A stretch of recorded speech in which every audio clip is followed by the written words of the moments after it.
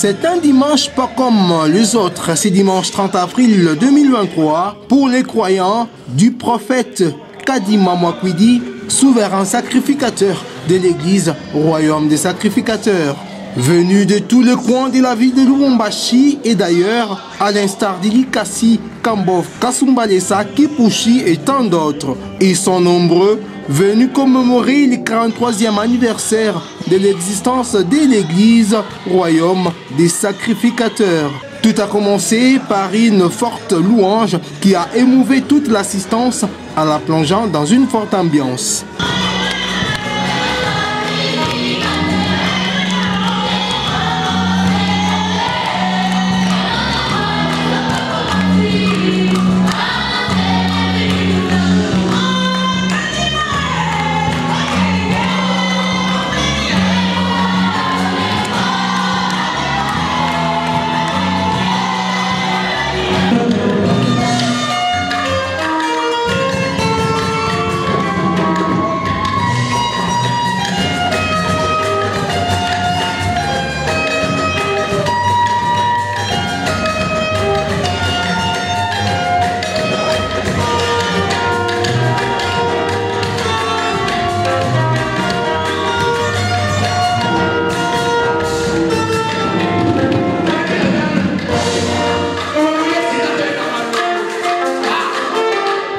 Suivi d'un sketch qui a retracé le moment fort de l'évolution de cette église. Directement touché le deuxième point qui est consacré à la décision qui a été prise après le synode qui a été organisé à Kinshasa en cette année 1958. Puis on le reportage. Après le synode qui a eu lieu ici à Kinshasa, 30 communautés nouvellement reconnues membres de l'église du Christ au Zaïre ont été ratifiées. La communauté évangélique des sacrificateurs. Là,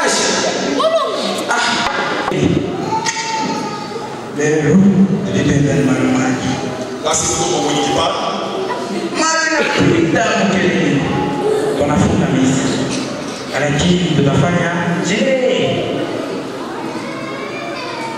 Bakalini, alléluia. Amen. Chichi bakuna ambila mudamu wa chikoto chabambani ikalai jitabusha waluwa kukama isabila waluwa nzani kaidi binikada wakitabusha tatu wani wakati mapablo ne itabusha ni tulwa liberté, ni tulwa liberté mudamu wa église ya wetu.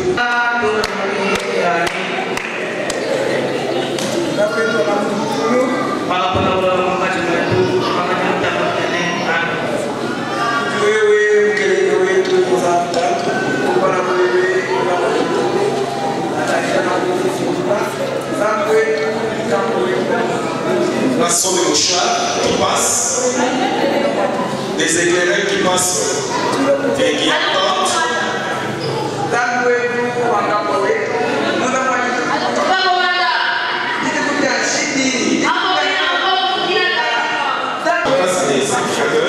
Et beaucoup sont découverts dans les sociétés ici.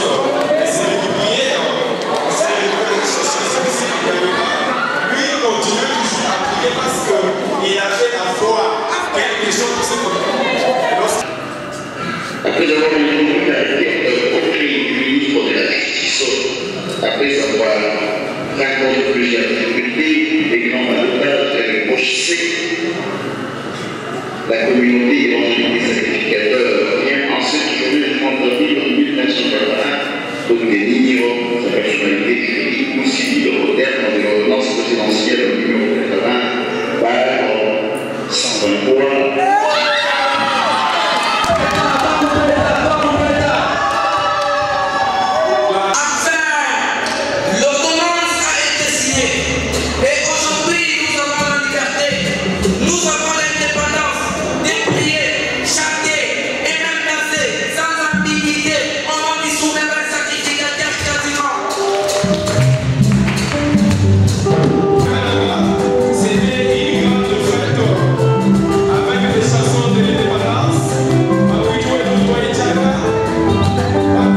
Le royaume des sacrificateurs est représenté en Afrique, même dans le pays de l'Occident, à l'instar de la France, ce qui traduit une grande lutte qui a commencé à l'époque du feu maréchal Mobutu, président du Zaïre. J'ai écrit un souverain sacrificateur Kadima à Bukavu.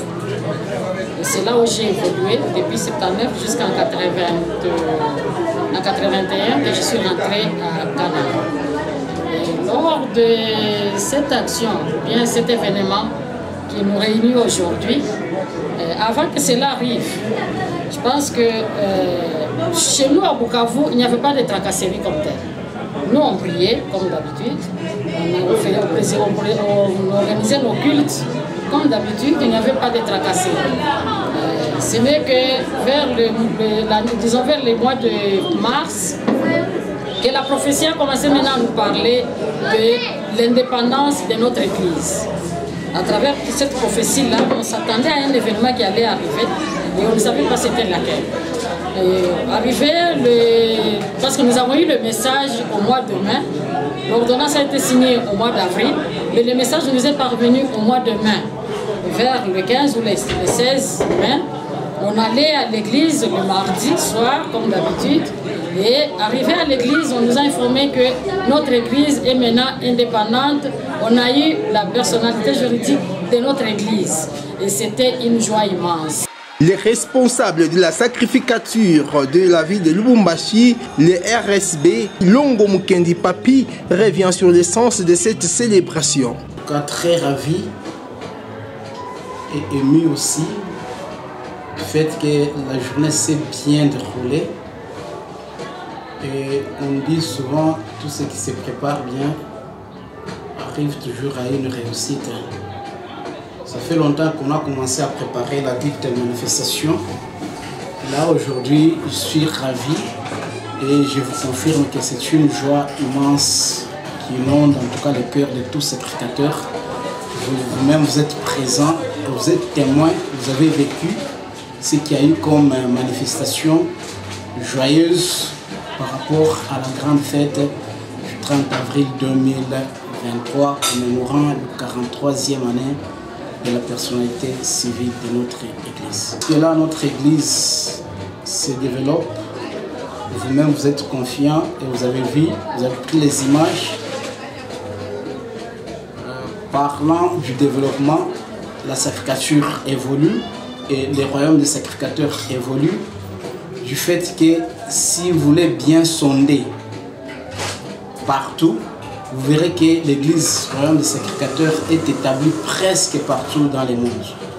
Commençant à Kananga, à Lubumbashi, vous êtes témoin, vous avez vu la participation à cette fête.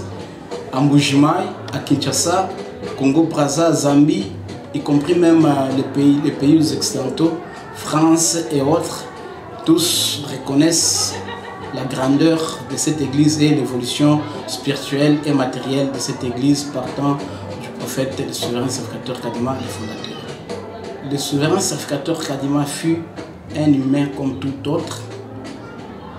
Il se distingue de nous partant de la révélation de Dieu à lui. C'était d'abord par les songes le 15 février 1963. Dieu lui a choisi en lui donnant une invitation à travers les songes. Il a vu les songes, dans les songes le ciel s'ouvrir, une colonne de colombes blanches descendre, se posa sur le toit de sa maison. Sa fille aînée Kapinga Kadima Luce, saisissant une colombe, et la posa sur son épaule gauche. Son fils Bakinga Kadima Luce, saisissant la deuxième colombe, et la metta sur son épaule droite, le songe se terminant. Ayant des amis païens ou chrétiens, parmi ses amis chrétiens, l'un lui conseilla de méditer, soit disant que le message du songe de colombe là pouvait, à cette époque, pouvait être un message divin. Kadima humain étant conscient, avait pris bon conseil de son ami là en commençant à méditer dès lors qu'elle a vu les songes, en abandonnant tous ses collègues avec qui il buvait, il se promenait jour et nuit. Et c'est à travers cette disposition spirituelle que Kadima a prise qu'aujourd'hui Dieu le déclare son fils. Et c'est partant à une journée du 19 novembre 1963 dans laquelle Dieu lui avait dit: mon fils Kadima, mets-toi à genoux. Nous croyons à son nom et c'est à travers son nom que nos vies ont changé. Du début de la Bible jusqu'à présent, il n'y a que 2 personnes que Dieu a appelées mon fils. Kadima n'est pas écrit dans la Bible du fait que sa révélation est venue après que la Bible soit déjà existée. Dans la Bible, nous voyons la seule personne ou le seul prophète que Dieu a appelé mon fils, c'est Jésus-Christ. Comme le salut ne vient qu'à travers le nom Fils de Dieu, d'où les chrétiens prient au nom de Jésus-Christ. Comme à notre temps, Dieu a appelé le souverain sacrificateur Kadima comme Christ et son fils. C'est à ce moment-là nous prions à son nom. Pour rappel, l'église royaume du sacrificateur est l'œuvre du prophète Kadima Mwakwidi Kiani, le fondateur et souverain sacrificateur. C'est par un partage en famille que les fidèles du royaume des sacrificateurs se sont séparés.